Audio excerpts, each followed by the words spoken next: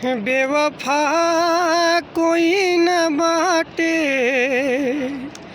बेवफा समय बाटे। बेवफा कोई न बाटे, बेवफा समय बाटे। दर्द गम के समंदर दिल में हो, दर्द गम के समंदर दिल में हंसी दिखावा होला।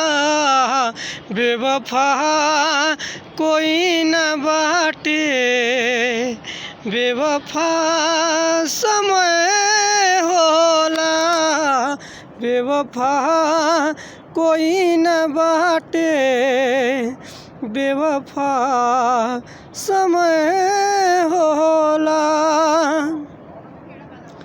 कितनो दूर लेके जाए किस्मत विधाता के, उतने खुशी मिले तोहके जितना दिल दुखाता टे।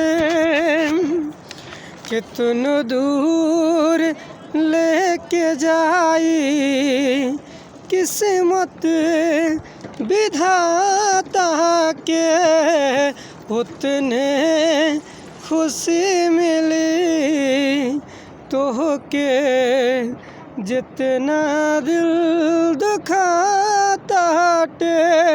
जान से छोड़े नहीं कोई, खुदा गवाह होला।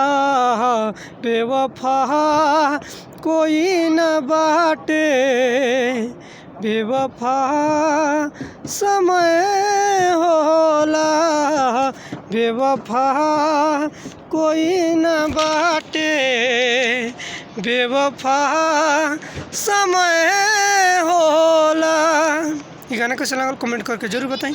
अच्छा लगल तो हमारे चैनल के सब्सक्राइब करें और हो सके तो ज़्यादा से ज़्यादा शेयर करें। और वह सिंगर ने की तो बहुत हमरा खुशी के बात बा, उसके सुनत नहीं और शेयर कर दी ताकि सिंगर्स लोग सुन सकस लो और इस गाना के गा सकस लो। कमेंट करके ज़रूर बताएं गाना कैसा लगा।